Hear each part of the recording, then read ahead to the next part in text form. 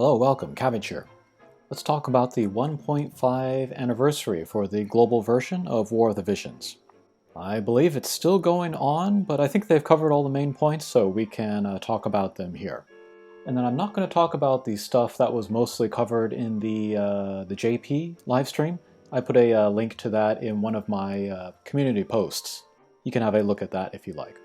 Alright, but first, let's look at the results for who has played different Final Fantasies. This was maybe the most interesting thing to me, so we'll talk about this first. The results were more or less in line with my expectations, but there were a few surprises. I was expecting Final Fantasy X to be more popular.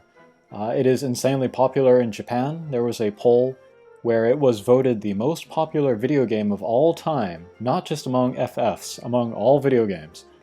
But I think it emphasizes just how popular and influential Final Fantasy VII is around the world. I've made my feelings about Final Fantasy VII clear in other videos. You can check those in my playlist. But I can't deny its reach, I can't deny how influential the release of the PlayStation was around the world, and I can't deny people's first experience with a Final Fantasy. The Nintendo era, Sprite era, pre-Polygon era games are about where I expected them. They have their fans, but Final Fantasy didn't really explode until 7.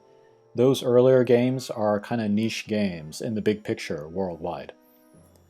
1 and 3 have gotten a few remakes and reissues, so that makes sense that they are somewhat played. 2 was always kind of the forgotten entry, but there are the new Pixel remasters, and I'm very tempted to play 2. My biggest problem with 2 was the leveling system. It was at the same time really easy to exploit, but also really boring, so I couldn't get that far into the game. But apparently they overhauled that leveling system for the remaster, so I might want to try that. 5 is understandably less popular than 4 and 6 because it didn't get a real-time release. But SNES games are easy to emulate, and it's not hard to get a hold of a physical copy if you wanted to be by the book. And it plays more modern than those old NES titles, so it makes more sense that it is more played than those. And if you haven't played Final Fantasy V, that one is wonderful, especially if you enjoy job systems. 9 and 12 were more popular than I think a lot of people give credit to them.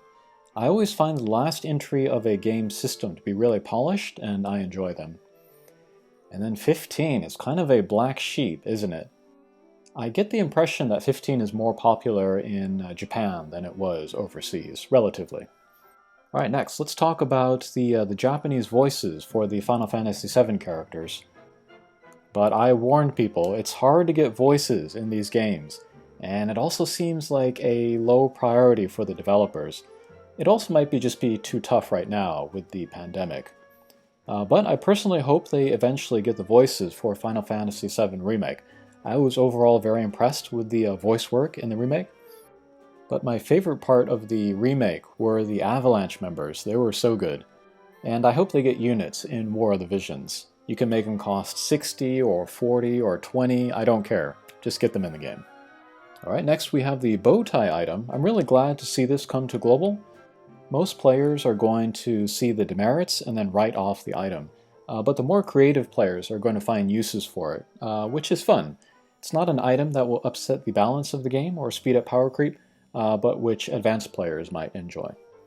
Alright, next we'll talk about Tomb Raider.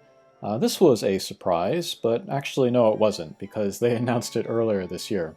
People that did see that announcement were making guesses about the release that were way too early. Square Gumi had nothing to show at that original announcement, and that was a sign that it was not soon. If at that announcement they had shown the artwork and the Limit Break video like they did at the livestream, then I would have thought the release would have been earlier. But people were winding themselves up about Tomb Raider replacing like Nier or Final Fantasy X, and I was like, calm down people. I keep having to repeat this, but the global schedule is going to be largely the same as JP, and we saw that here with Final Fantasy VII as well. Expanding on that point, some folks are upset about Tomb Raider overlapping with Final Fantasy VII, but again, if we think about the broader schedule, we have the 1.5 anniversary coming up, and we have Final Fantasy XV coming up, and those are not going to be delayed, I'm guessing, so Tomb Raider gets jammed in there. It's Tomb Raider jammed in there, or no Tomb Raider at all, as I see it. But again, the developers are bending over backwards for global. It's always impressive. Hiroki went all the way to the US years ago to make this happen. And let's not bash other games or other types of gamers. There are Tomb Raider fans out there that think Final Fantasy is dumb and boring. They are wrong, of course, so let's not be like them. I've said this before, but in video games, I'll use anybody or anything if they play in an interesting way. I don't care if they are Lara Croft or Ariana Grande or Katy Perry. One of my favorite units of all time in Brave Exvius was Marquis de Leon. I never played Dragon Quest V, I think it was, and I thought the character looked goofy in the context of Brave Exvius, but he was so fun to play that I used him for a ton of high difficulty content. He was one of the first units able to get 100% innate hate, and that was amazing for drawing instant KO attacks, and then when he came back from being KO'd, he would have the 100% innate hate again, without having to take an action, or without even me needing to take a turn, and then he could draw more attacks. He just had to stand there, and he did great work for me. And to use this character, which was kind of thought of as a joke character in hard content, was a nice flex for my team building skills. To sum up, if Lara Croft plays in an interesting way, I will use her. And also, I would not be surprised if she was a handout unit. A collaboration a little out of left field like this is meant to attract new people to the game, and a handout Lara Croft to those fans would be really exciting and fun, and an easy way to get them into the game. And then for the more hardcore War of the Visions players, maybe they could offer a limited version of an original character in the Hatcher, like they did with Explorer Eileen in Brave Exvius. So again, let's not scoff at Lara Croft fans or Ariana Grande fans coming to the game. A steady influx of new players helps the game stay healthy, and the healthier the game, the better experience for everyone. Alright, finally, I was going to talk about the issues that folks in the global community were hoping were going to be raised during the live stream, but were not.